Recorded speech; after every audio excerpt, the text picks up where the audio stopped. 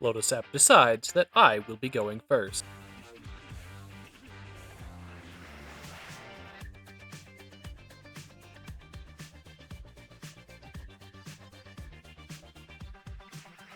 Judson starts the game off with the turn 1 Lunar Veteran. On my turn 2, I hide away with the Mossport Bridge and then cast Sens Tactician.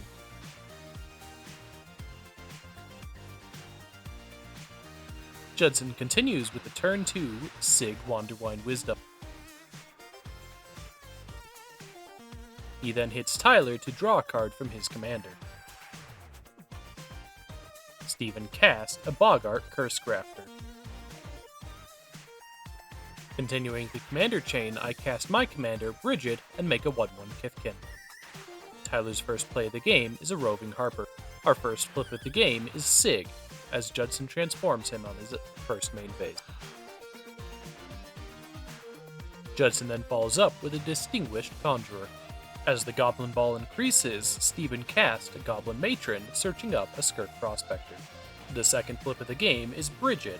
I then followed up with a Halo Fountain. I then tapped Brigid, activating Sens Tactician on Brigid, then untapping them both with the Halo Fountain, drawing me a card. Tyler's second creature is a Grim Haruspex. Making it back to his turn, Judson transforms his commander again. He then follows that up by casting an Arcane Signet. Moving to combat, his commander hits Steven to draw him another card. Continuing the life gain train, he casts an Impassioned Orator.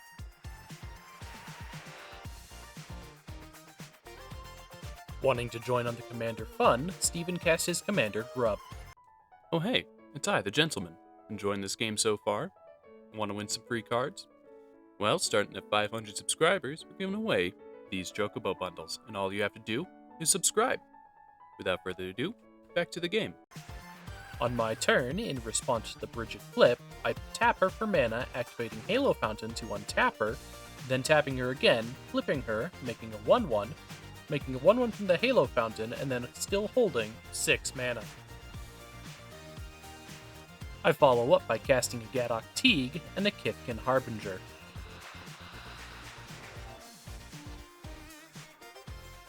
After searching a Kinscare Sentry to the top, I finish off with a Kinsbale Border Guard.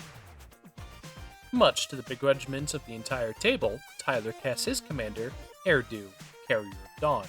He then follows up by convoking out Geralt's Messenger, part of his 3-card infinite.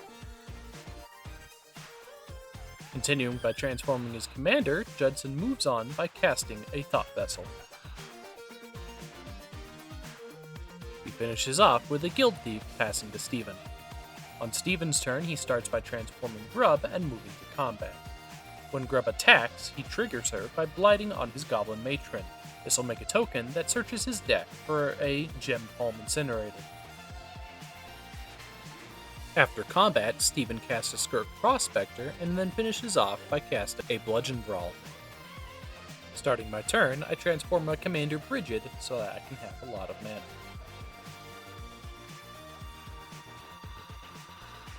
I start my Storm turn with a Kinscare Sentry and a Shield Dare Kithkin. I follow this all up with an activation of Sens Tactician on the Kinsbale Border Guard. Brigid and Sens Tactician are then untapped to draw me another card. I then cast a Ballyrush Banneret. After tapping my commander for a lot of mana, I cast a Battletide Alchemist and a Kithkin Spellduster. Unable to win with the Halo Fountain, I finish off with a Patrol Signaler. Sens Tactician is then finally activated on the Kinsbale Border Guard, and I move to combat, hitting Tyler for 16. This unfortunately does not save us the game.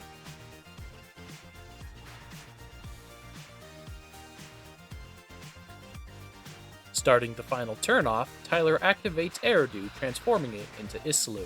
This grants all of his creatures persist. He then casts a Phyrexian Altar, sacrificing his Grim Haruspex so that he doesn't deck himself. He can now sacrifice his Geralt's Messenger with Persistent Undying to drain us all.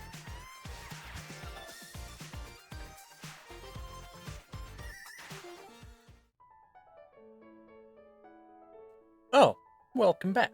Nice to see you made it to the end of the video and are sticking around for the post-game wrap-up. Starting this breakdown, we're going to go ahead with the Sygg deck. This deck is a nice little combat damage, life gain, draw cards deck. Faced a few iterations on the commander, but Sygg right now is its current pilot. Though we did get a lot of his life gain cards, Judson unfortunately wasn't able to get any of the life gain payouts. Moving on with that, the Grub deck was able to make a copy of a Goblin Matron, searching up 2 cards, which was pretty nice. He unfortunately didn't get to do too much. At the end of the game, around his last turn, he actually had a Grub's command he was going to use to try to help him deal with the Islu deck. Unfortunately, my Gadok Teague kind of prevented this. Speaking of Gadok Teague, onto my deck, I was literally 1 turn away from winning with the Halo Fountain. That final turn, I had 14 creatures and would have made one at the beginning of my turn. It was a very close game, but unfortunately, Kithkin don't really have that many good utility creatures.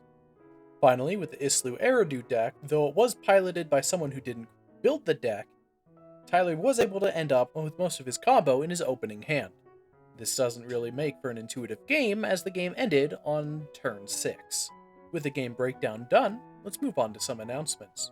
We are still running the giveaway for the 4 Chocobo bundles.